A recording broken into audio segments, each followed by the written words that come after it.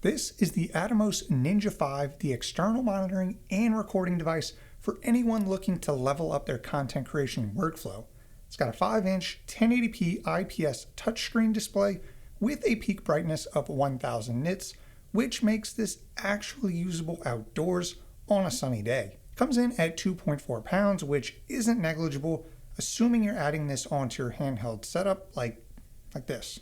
As for price, it comes in at $500 brand new, which isn't cheap. You can snag one though for $400 refurbished or used, which is actually what I did for my second unit. Recording on this device will allow you to record up to 4K in ProRes, ProRes RAW, and DNx HR at full 10-bit 422. At 4K, you can do up to 60 FPS, and at 1080p, you can get some solid slow-mo at 120 FPS. For audio, you can record dual channel or 8-channel over HDMI. Oh, and everything is recorded onto an SSD, so no more dealing with SD cards. Other than being a recorder, it does provide you with some really cool features like false color, focus peaking, color scopes, zebras, LUT monitoring, and anamorphic de-squeezing. More on all those in a bit. In terms of ports, you get dual HDMI 2.0, one input, one output, dual 3.5mm headphone jacks for input and output,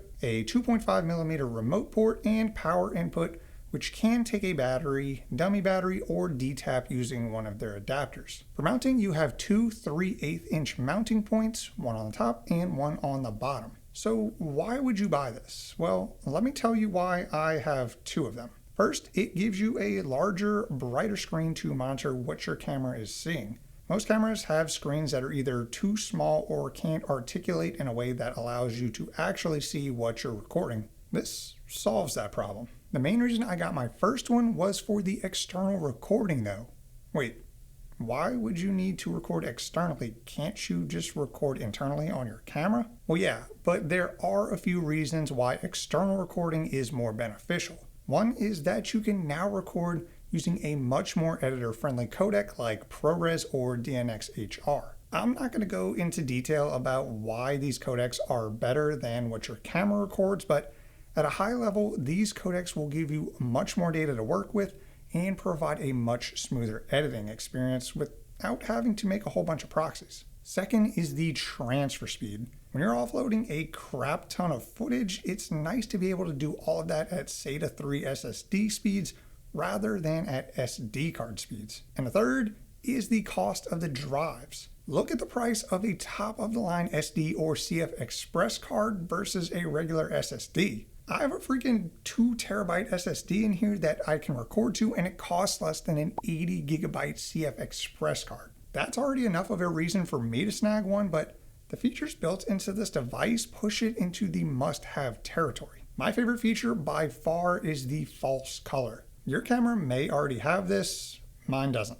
Come on, Sony. False color gives you an easy to understand display of exactly how every point in the shot is exposed. I like to think I'm good at eyeballing it most times, but having the false color in there to prove me wrong is super useful. The next is focus peaking. Simply toggle this on and you will be able to see very clearly what is in focus using your color of choice. Then you have all of your color scopes and histograms if you're a color nerd. I tend to just leave my histogram on just to get a feel of what the scene looks like exposure-wise. But you're free to use whichever ones you like. Of course, you also have zebras to get a quick visual of what in your scene may be overexposed or properly exposed based on your settings. And another feature I use all of the time is the LUT monitoring. You can load any LUT onto the device and have your Ninja display what that shot will look like when that LUT will be applied. You can choose to have it record with that LUT baked in, but most people, including myself, will likely record without it and then do all of your color corrections in post.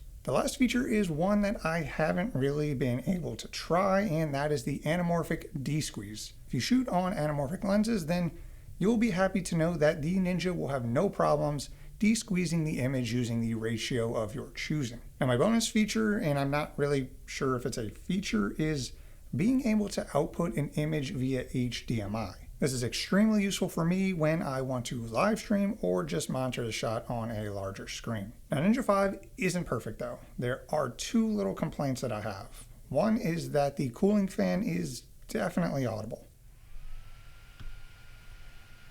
I mean, can you even hear it? It's just like right next to the mic. It honestly hasn't ever caused issues with any of my audio, but I did have to mention it. The other is that with all of the features baked into here, it would have been nice to have a gyroscope to see if our recording is level or what angle we're shooting at. But neither of these are deal breakers, but still areas to improve on.